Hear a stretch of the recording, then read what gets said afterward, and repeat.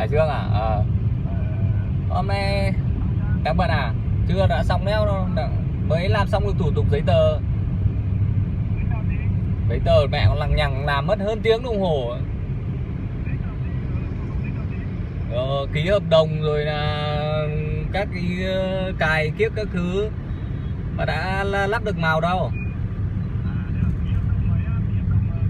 G7 ấy. Với cả cài rồi làm thẻ rồi thẻ ngân hàng nữa. Hôm nay đã về nộp tiền đàm, nó vẫn nghịch mẹ ép đóng bảo hiểm, bảo em thông cảm bây giờ anh không có tiền đóng. Thì mẹ anh đã 3 tháng trước đã bảo thế rồi, đã nói như thế rồi, chị Bích đã bảo rồi. Giờ đi mẹ nó cứ ép được nó ép. Bây giờ đéo tiền đấy, bảo luôn em cắt hộ anh đàm đi cái. Đéo cần đàm.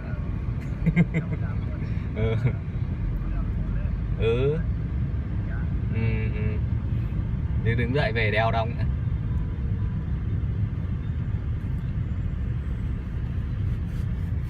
Thì nó chế tiêu chuẩn tao cho hàng á, bây giờ nó chế cho cái nó chế đón đi dưới một tàu này nè, cái lần sử cái kho mềm nó dưới.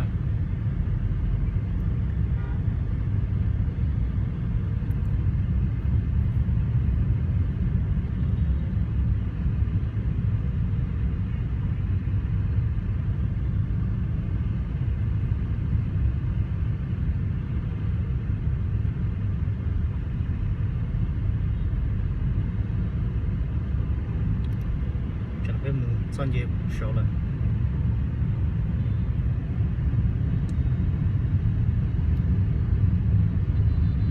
ô chiều mà xe tương độ thế này cũng là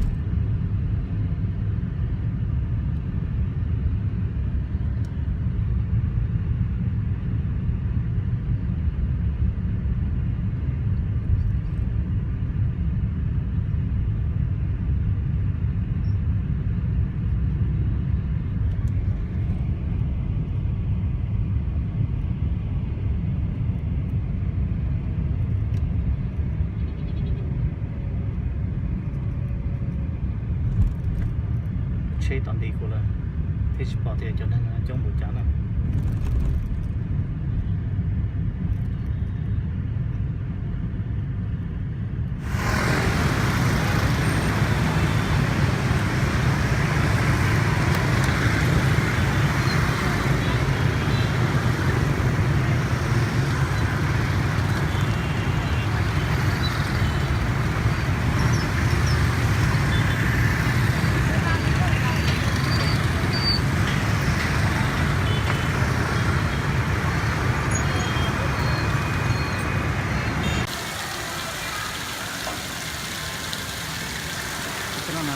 các bạn đang cùng ngồi kia đây